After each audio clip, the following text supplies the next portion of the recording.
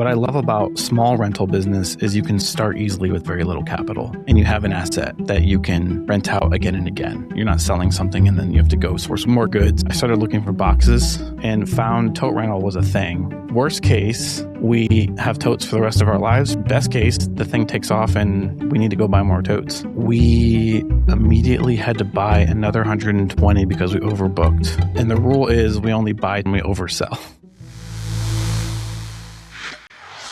What do you know about the rental business? Not real estate rentals, but renting other stuff. Moving totes, podcast studios, RV rentals. Well, I met a guy from Fort Wayne, Indiana that does all kinds of different rental businesses. He's a multipreneur. So I sent out a poll to my audience and said, what types of rental businesses do you want to learn about? You guys told me loud and clear. And so I found a guy that's running businesses in these spaces. The rental business is great because it's low overhead. You learn a lot of different skills while doing it. You can scale it. You can use platforms to grow it like RVshare, Outdoorsy, or you can use Facebook Marketplace to grow it, or you can push paid ads to your own website to grow it. Many ways to skin this cat, so please enjoy this rental business episode with David. All right, tell me about tote rentals. Why is that an opportunity? Okay, so as we grew the rental business, we decided we're going to buy a new house.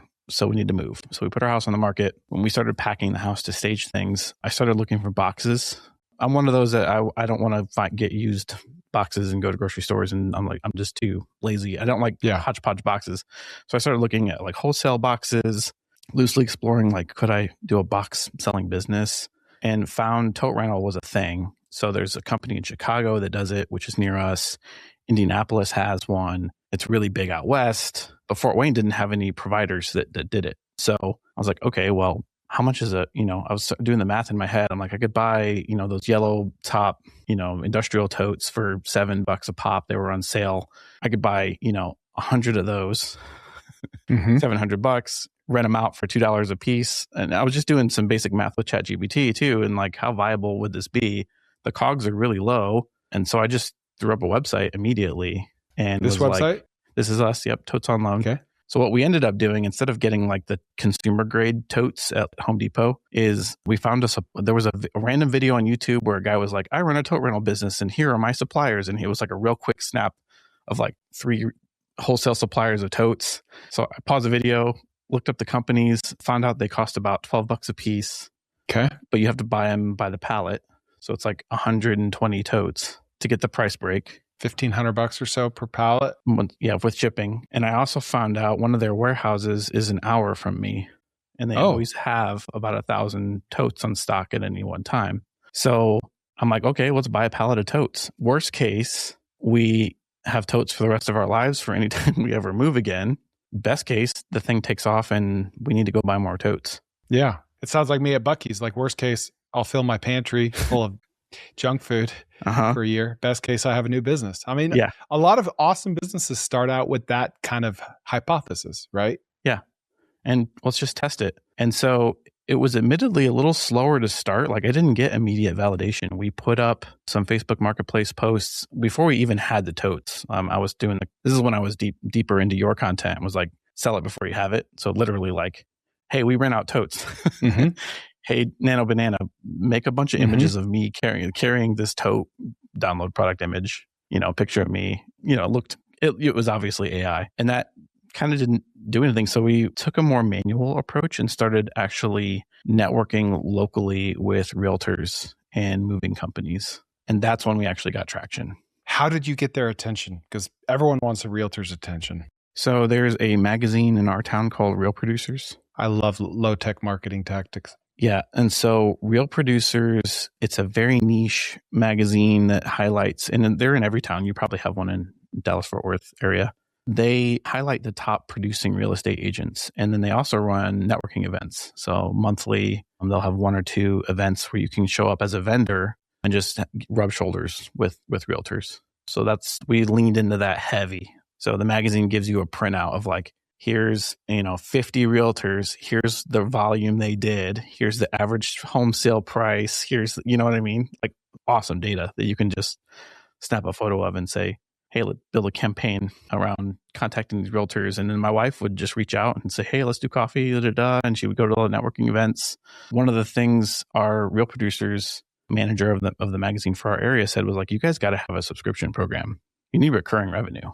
And he's like, and realtors love to give gifts and they love unique gifts. So we're like, okay, let's make a realtor gifting program. Now we have realtors signed up on a monthly basis that pay basically a subscription to gift moving boxes to their clients for closings. So realtors are paying you on a monthly subscription so they can gift that subscription to their clients. Yep. As like a housewarming gift. Yep. Here's 20 totes for your move. And then we have like a pouch on the side of the tote and we make a nice printout. This move is powered by so-and-so from Coldwell Banker or whatever real estate firm. And we deliver the totes. The people move. We don't want to handle any of the moving or packing.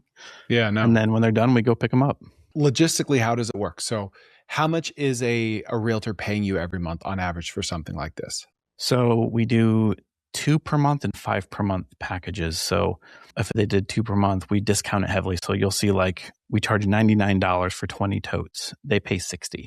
And we do 2 at a time. So they do 120 a month at the base, tier, and then they can go up to like $300 or $500 a month, whatever it is for 5 rentals. 5 times 6 is, I can't math right now, 300. We had one realtor immediately that was like, well, I just want to pay for the whole year. We're like, okay. Yeah, cool. So, and we had to build like a way to track that. So I've built software around this whole business. Okay. So if a realtor's paying for 100 totes a month or whatever, what happens when they want to gift some of those out? Like logistically, what do they do? Yeah. So we built a claim portal. So they have their own agent login that they can go in and see how many credits they have. They can create the gift order in our system. And the credits roll over if they don't use them? Yep. Okay. When the customer redeems it, I built an upsell mechanism. So the customer gets 20 totes free. Because they probably need more. They might need more. So the way we did it was your realtor gave you $100 gift. So the realtor paid $60. You get $100 to spend towards a bigger package if you want more totes, basically is how it works. So you open the magazine, you see the high producers, your wife reaches out to them via text. And what does she say? She actually meets them in person at the events. Like they have a monthly event. We haven't actually done any cold outreach yet.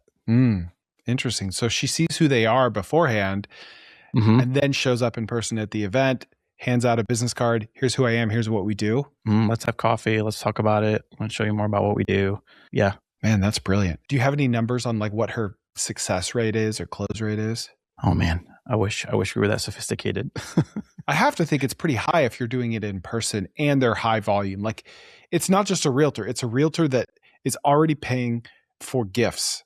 So you're just asking them to be a little more unique and pay for your gifts, right? Real quick, please subscribe to my channel. I know it's kind of lame to ask, but it means a lot. Thanks. If they haven't subscribed, what we've seen so far is they will try us out first. So like, can I just buy one? It's a slow real estate time of year here too. So there's not a lot of closings happening right now. So they'll be like, let's try one, right? And then it's like, then the light bulb clicks because it's like the customers rave about it. They're like, oh, these totes were awesome. And the realtor loves it. We had one realtor say like, I love how hands off the gift was for me because you guys just took care of it. You delivered them, you picked them up. Like I didn't have to do anything. I just gave you the info and you took care of it. How is this going? Are you booked? Are you expanding the business? We started with those 120. We immediately had to buy another 120 because we overbooked. Wow. And so now we're up to almost 400 totes. That's amazing. And the rule is we only buy totes when we oversell. Yeah. And hopefully we don't oversell on a weekend because we can I can get an order from the warehouse that I mentioned within 24 to 48 hours. Yeah. What do you love about the rental business? What do you hate? I love that we can start small in rentals because my wife has always wanted to do property ownership and go that route with being a landlord and renting out property, but that's a substantially larger investment and a lot of risk. What I love about small rental business is you can start easily with very little capital and you have an asset that you can rent out again and again. You're not selling something and then you have to go source more goods and whatever. I like that aspect of it and I like the, I guess, niche nature of doing several small rental businesses as opposed to being like Sunbelt rentals where we just rent everything, right? Yep. You could add anything to this. Like you could start renting tables and chairs to weddings, right? Or stuff like that. Yeah. It's been interesting how they use the totes that we didn't foresee. they find uses for them. Like we had a wedding planner call us and say, hey, I've got a bride who they have a venue. We have to bring all of the centerpieces in for the tables, but boxes won't work because they're, for whatever reason. But like, yeah, I mean, it's a great use case. We had another guy, he moved a 180-gallon fish tank because all of his coral and everything had to be like, in water, and his fish, obviously. So boxes obviously don't work for that. Yeah. I would think that like your biggest quote unquote competition for this is just the fact that people don't know this is a thing, that it's possible, right? My mind doesn't go there if I'm moving. Mm-mm. Yeah. Awareness marketing is kind of because nobody's searching for this. The best search term I've kind of latched onto is like moving boxes. Let me show you something. I just went to Google Trends. I typed in tote rental 2004 to today, and look at that. Oh, for those listening, it's basically up until 2011, there was zero search volume. And then there was a good bit in 2017, and then it is up and to the right. As of right now, like the relative score is 100 out of 100. And some people misunderstand how Google Trends works. This doesn't mean that like, oh, we've peaked, it's going down now. It's like, no, like if 10% more people search tote rental next week, then next week would be at 100, and then this week would be at 90, right? Mm-hmm. So this is exactly what you want to see in a Google Trends chart. So it's amazing. Tidal wave is on your side. I mean, I think people are sick of throwing away Amazon boxes. It just doesn't feel right, Yeah. And we tried to price it. So, you can buy box kits from like Home Depot for $300-$400 for, they have like a 4-bedroom box kit. It's different sizes and things, but, you still have to get rid of those and you still have to tape all the boxes and put them together. We actually had a box open up on us when we moved last. So it's just like we were done with it. We just don't want boxes anymore. Yeah. So you started with buying an Ember pull-behind RV for yourself, for your own use. Yep. And you finance that through a bank and through your 401k. And what is your monthly payment on that, give or take? It's about $400 a month. Okay. $400 a month payment.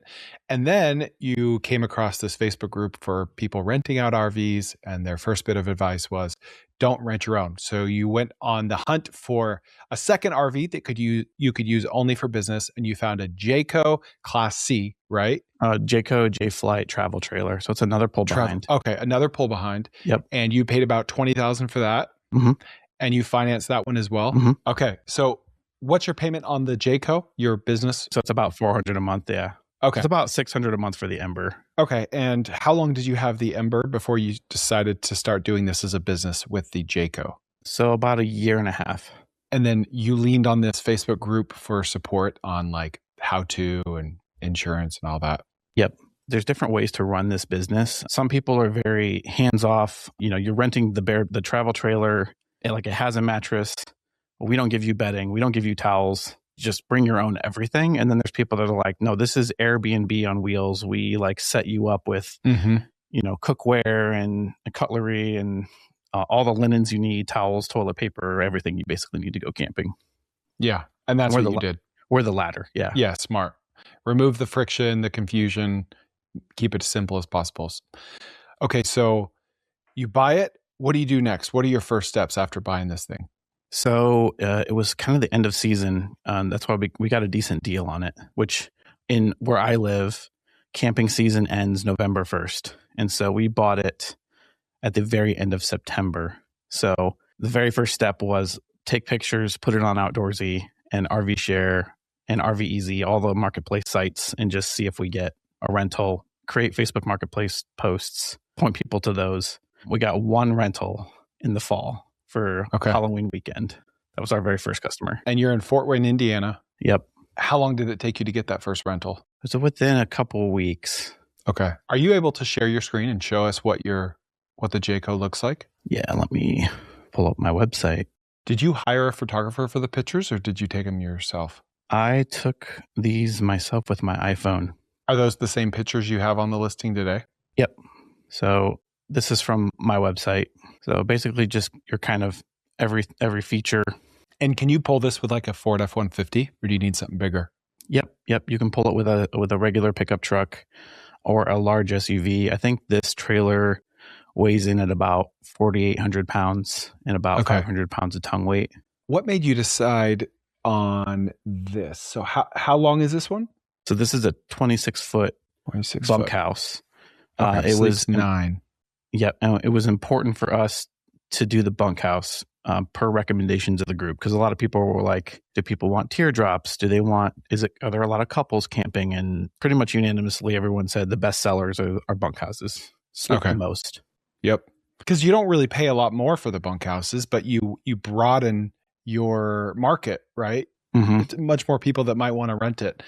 Okay, so that's why you ordered the bunkhouse. What made you decide on like a 20-something footer this year, this price range, et cetera? Did you do much research to land on that? I kind of missed a little bit of the story in the beginning, because before we went out and bought a camper, I actually went on Outdoorsy and found all the travel trailer listings in my area and saw what they were charging, because it's really important to know what your market can do.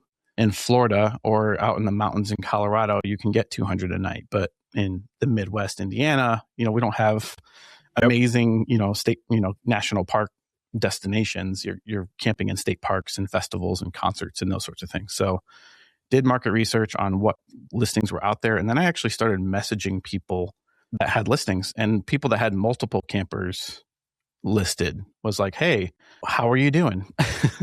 Like, what kind of sales are you doing? How it looks like your calendar is pretty booked up for the summer. Would you mind sharing with me what you're doing in revenue and whatnot? And the feedback I got from a couple owners was like, we reliably do about $5,000 every season per camper. Okay. In rent per camper, per season. Okay. Yep. How many people were willing to talk to you about this? 2 people. Well, there's the people on the Facebook group, right? Once I found the group, and there's lots of people in that group. But everyone that I reached out to about this on Outdoorsy was open. So it was a couple people. I didn't go super deep. It was just like, yeah. Whenever I'm doing research on like RVshare, Outdoorsy, or Airbnb, I like to run a search for the unit I'm curious about for like this immediate weekend, and then one for a year from now. That way you can see like, all right, there's 3 available this weekend and there's 30 available next year. Wow. Okay. It's 90% occupied right now. The market is 90% occupied. And then you can change it like, all right, let's look at a class A RV this weekend and next year. All right, there's 6 this weekend and 8 next year. It's like, wow, that's not great. Nothing's taken. So did you do any stuff like that? I didn't go super deep. I kind of went out on faith. It was just like, yeah, this will work. Yeah. I could sell $5,000 and that would cover basically the payments. And then I know I could do better than that. Or at least, optimistic me was like, they're not even on, Facebook Marketplace. They're not even on RVshare. They're not like pushing ads. These, they're just putting it on one platform and it does that. So yeah. Did you know you can build a 6-figure business with only a 10,000 person email list? I just talked to the founder of Beehive, and he told me that there are people with 10 to 15,000 subscribers making more than newsletters that are 10 times that size. Here's how. Well, this one design newsletter with around 15,000 subs doesn't just sell ads. They run 2-week online cohorts 4 times a year that generate 6 figures. And on top of that, they're charging companies $20,000 to $30,000 to get in front of their audience. And that's on one small focus list. This is not about going viral anymore. It's about owning a niche and monetizing it correctly. And Beehive gives you exactly the tools to do just that, like surveys to understand exactly who your readers are, or a built-in recommendation network to grow automatically, paid subscriptions, digital products, sponsorship tools, and you keep 100% of the revenue. You don't need a massive audience to run a successful business. You need the right system. So move your email list over today and try out Beehive with 30% off for 30 days with code CHRIS30, because this might be the simplest, highest leverage business that you can build right now. Just go to beehive.com/Chris to learn more. That's BEEHIIV.com/Chris. And when you say a season, you mean like March to October? Yeah, our season, we really started booking like mid-June till the end of October. So November 1st is when the state parks all winterize here. So they shut off like the dump stations and that kind of stuff. So your season doesn't even start till June then? Yeah. Wow. Okay. All right. Now, how long ago did you first start this? Last summer was our first full summer. So it was the year before that. So it would have been 2024, end of 24. End of 24. All right. So your first season was the beginning of 25, Yep. Or the middle of 25. What did you end up doing in revenue that season? So we did about $7,000. Wow. Okay. And you went into it thinking 5,000 is base case. I think I can beat that. Mm-hmm. Okay. Yep. What were your payments across that same time frame? Like total? Yeah, I guess 400 times 12? Yeah. 4,800? Yep. Okay. And then insurance? Yep. How much is insurance? So insurance is about $60 a month. Oh, that's nothing. All right. So you're at 5,200, give or take, and then other random expenses. So you made a profit. Yeah. Effectively. Slim, but yeah, approved it. Yeah. I proved out the concept that Yeah. it would work for one unit at least. Yeah. And that's your first season. That's like with very low, what's it called? Like you don't have any reviews yet. You don't have any track record. You don't have any repeat business yet. Whereas season 2, this season, it should look a lot better, right? Yeah. And in fact, we already have 3 bookings. Wow. On, for July, that are repeat customers, right? All 3 of them? Yes. Yeah. Wow. So our very first customer, the one I got that October Halloween, end of that first season, she booked again. So she was our last customer this year, or last year, I guess. And that was a big thing for us was we treat the platforms like they're a lead gen source because Outdoorsy is pouring a ton of money into ads. Mm-hmm. We can't outspend them. They're just everywhere, right? And they take a pretty large cut. They take about 25% of the rental fee. So, and they charge the customer for extra insurance and ancillary fees and all the things. So we built our own site to do our own bookings, and the customer saves a ton of money, and we make a lot more money because we charge the same nightly rate. We just don't pay the fees. So those repeat customers are coming back direct. Yeah. So is that 7,000 before or after fees? That's after fees. Oh, nice. So closer to 10,000 gross. Yeah. Okay. So you're happy with that? And did you have any like stressful moments? Because I've been in this business and I'll never forget. It was spring break. We were at the beach. My RV was rented out. They took it to the Grand Canyon all the way from Dallas. And I'm trying to relax on spring break. And they call me, the Grand Canyon gets very cold, even in March. It's very cold. And they said the heat went out. What do we do? And I'm like, I don't freaking know. Like, I'm in Florida. You're in the Grand Canyon. Like, I don't know what to do, man. I didn't know what to do. Like, I kind of walked him through a few things and I hung up the phone and I felt bad. I wasn't a jerk to him. Like, I felt bad for him, but I also didn't know what to do. Like, I'll pay for your hotel. I'm sorry. And I hung up the phone and I looked at my wife in bed and I was like, we're selling that thing. Done. Right? Because it was like, it was a class C. And so there's so much stuff that can go wrong.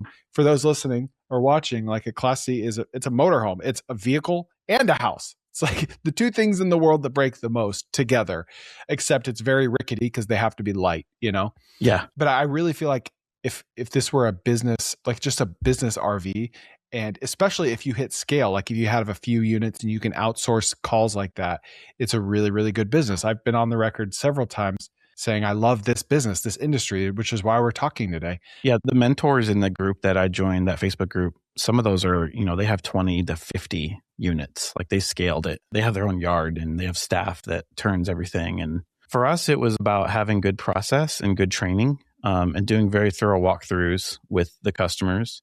A lot of our rentals are actually deliveries because not everybody has an F-150 or a larger vehicle. So we have the benefit of removing that as a risk on a lot of the rentals because I'm the one driving it. So if they have most an issue, of the risk, probably. Yeah. Especially from an insurance standpoint. So I can set it up, make sure everything's level, make sure everything's operational before I leave the campsite, which is, game changing. And then occasionally we'll get a call that's like, hey, we can't get the stove to light. And it's one of those, like, it's a weird, tricky, you got to kind of like push and hold and I have to explain it. But other than that, everything's, knock on wood, has been smooth sailing. Yeah. I know with our unit, we went out and used it ourselves first. And I got to know all the quirks of it because a lot of them are the same, but they all have something that's just a little bit different. And so after I really learned it just by living in it for a few days, I had my wife hold my phone and I just made an unlisted YouTube video and I just walked people through the unit. Here's the outside. Here's how you do this. Here's how you flush out the thing. And then anytime they book, it's like, watch these. Like, you must watch these. And if I could go back in time, I would use AI to make like a quiz. right? And it's like, do not come pick up this unit until you've passed this quiz. Yeah. Honestly, like I need Yeah. to know that you know what you're doing for both of our safety. Yeah. And a lot of that is spelled out in the supplemental rental agreement that we got. And it's huge that it spells out all of those things in writing, and they do sign and agree that, like, especially when it comes to dumping the tanks and things that go into the waste tanks, that's a big deal. That's where I see a lot of horror stories in the community. Okay. So theoretically, if this season goes about as well, if not better, then you'll have this thing paid off in a few years, right? You'll own it outright. Yeah. And then your profit will be much, much higher. Mm-hmm. Do you want to scale this business? Are you trying to buy more, or what's the future look like? We want to. The issue we ran into was we live in a HOA on a cul-de-sac with no driveway space and no property, with like rules like don't have a camper at your house more than 48 hours. So yeah, we're like, it works. Now we need a new house. Yeah. So that's kind of the journey we're on right now, is like, do we scale this? We, for a while, some friends of ours had a little teardrop camper that we took on as like a consignment. So then we didn't have to buy it. We just split the nightly rate with them. That's a whole industry in and of itself, right? Just renting out others' RVs. Yeah. So if we did scale it, that would probably have to be the way, where it's like we find people that have campers relatively close that live near us that we could go get it, prep it, split the nightly rate, and then we're not out another $20,000. Well, what's cool about this business is that even though this is your business unit, you have your own, on any given night where it's not booked, you can take it out for free, quote unquote, for free, right? Like those are just bonus nights. Did you guys take advantage of that at all? Or did you use your other RV for stuff like that? This camper is solely business for us. Like we don't use it at all. The closest thing we've done to using it ourselves was we took our neighbors camping because they've always wanted to go and they don't have a camper. And we're like, well, we'll take the rental. Yeah. All right. So if you were to buy another one, or when you buy another one, what type of unit? Pull behind, longer, shorter, Class A, Class B, Class C? We really like the bunkhouse. It was huge for us to make sure whatever we got doesn't actually have any slide outs, which is a really popular thing that people love because you have a ton of space inside. But the number one failing part on an RV is a slide out motor. And it increases the risk of water leaks as well. Water leaks, the motor fails, you can't get the slide out back in when you need to return it. I also realized like a lot of potential renters don't even know what a slide out is. They don't know it is called that. They don't know what to look for. They don't know to ask for it. So you're paying out the butt for this feature that breaks, that leaks, and people don't even need it or want it or know that it exists, right? They don't know what they're missing. Yeah. And that's another thing.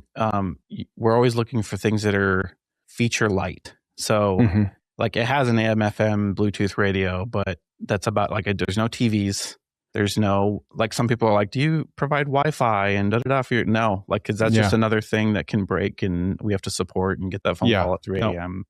So like the basics. Yeah. And like things are trending away from that anyway. Like a lot of airlines aren't even selling TVs anymore because people have their phones. You know? Okay. So love the business. Would you recommend it to others? I think I would if you had some kind of cash to end the ability to pull it. Like you do need a truck, or if you're, unless you do a Class C or like a Sprinter van, what do they call it? Class B. Class B, yeah. If you have like a driving unit, you could probably pull it off, but they're just super expensive. I mean, you get into Class Bs and they're like $80,000 to start with. Yeah.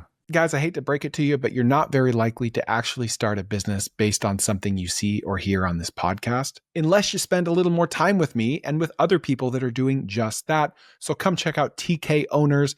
That's tkowners.com, where hundreds of people are launching, starting, testing, experimenting with business ideas that they heard from this podcast. If you want to go fast, go alone. If you want to go far, go together. Check out tkowners.com. We'd love to have you. Yeah. So just for those listening or watching, Class A is like a touring bus, right? Like Dave Matthews Band, they're in like a Class A. It's huge, it's massive, it's diesel. You can't park it.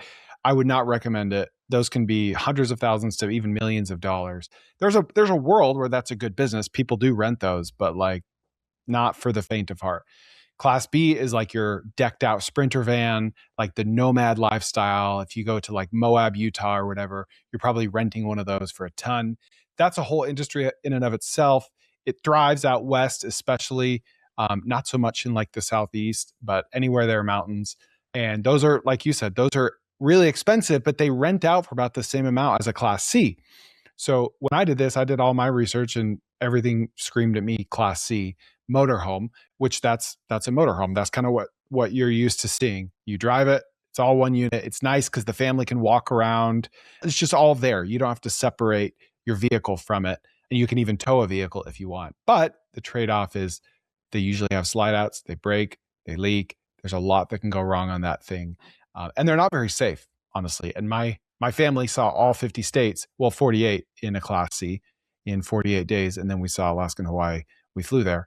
But it was very reliable, 13,000 miles, but not super safe. And then you have a pull behind, like what you have, where you just attach it to the hitch. And then you have like a gooseneck pull behind, where you need like you need a gooseneck truck. Like you need what's it called? Like when it's in the bed of the truck. Fifth wheel. Fifth wheel. Mm-hmm. And then you have what they call toy haulers, which is like a pull behind, but the back third of it is just a big open room to put like side by sides, ATVs, motocross, etc. Did I miss any categories? Is that about it? Teardrops. Teardrops. Yeah, like the rounded aerodynamic type. Airstreams. Is that a teardrop? No, Airstreams they're technically just a travel trailer, but it's just a really nice. They're a unibody, like aircraft grade thing. They cost $130,000. That's my retirement camper. Like when we get there someday, that's what I'll get. But teardrops are great because there's like a couple can take it, on a road trip, sightseeing, and just kind of camp along the way, or you know what I mean. They're just very small, and you can pull them with anything. They're super light. Yeah, and then they have like pop-ups, right? Pop-ups. Do they make those anymore? Yeah, they do. I was just actually talking, the couple that we rented their teardrop, they're selling it, and because they had a baby, and so they need something bigger. And so we're advising them on what to buy, and because we want to rent out their next camper. And I'm like, okay, if you get a pop-up, get like the A-frame ones that are hard shell, and not like the canvas, because dealing with the canvas is kind of a nightmare. If it rains, it gets wet, and when you bring it back, you have to set it all back up and dry it out, and it can get moldy, and there's just a ton of issues there. Yeah. Well, let's move on to your podcast studio business. Sure. When did you launch that and why? Okay. So we started a YouTube channel called My Dad's Radio, and in the process of that, bought a ton of gear for the studio, mostly as a hobby project. I'm a lifelong musician. I had this idea, let's create a collective of like 30, 40 people that come together randomly, and we record and we put out videos on YouTube. And I worked at Sweetwater at the time, so I got a really good employee discount. So it was a little bit addictive. So I had a bunch of gear. I had the studio. And so I just opened it up to bands, people that need mixing, mastering. And I would say that's definitely more of a side hustle territory. It does on a bad month, I'll do about $200 in revenue. But I've done up to like $2,000 in a month. I produced an audiobook for an author who didn't want to use AI. He was a audio biography. He had written about his brother with intellectual and developmental disabilities, and it was from him. He wanted to read the book, so that was a nice, good paying gig. So this is kind of like a passion project. You're not trying to make millions of bucks, but you wanted to build this out for yourself anyway. Yep. So why not monetize it now? Yep. Do you make money by renting it out per hour? I'm trying to figure out what the market will take. I'm in a unique town.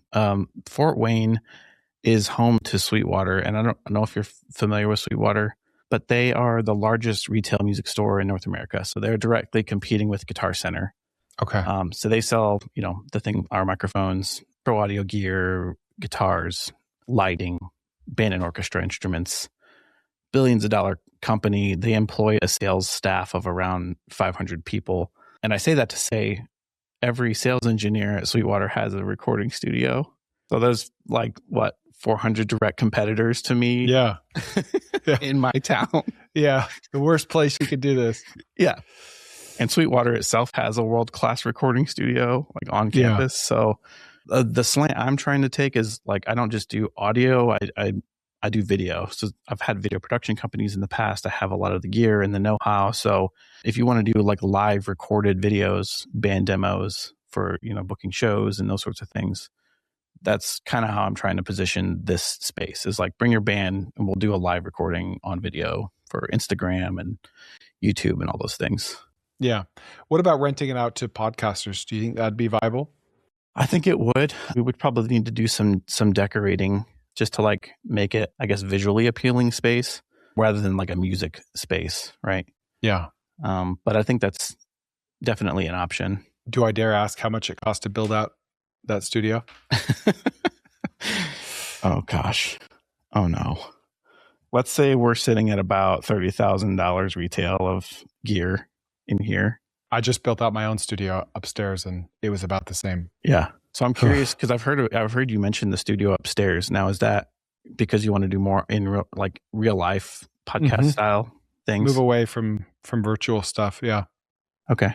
Yeah, I love those videos where you are going on site with people and in their business. I think I even commented on one of your videos. It's like, I love this format. When you did like the washer rental. Yeah.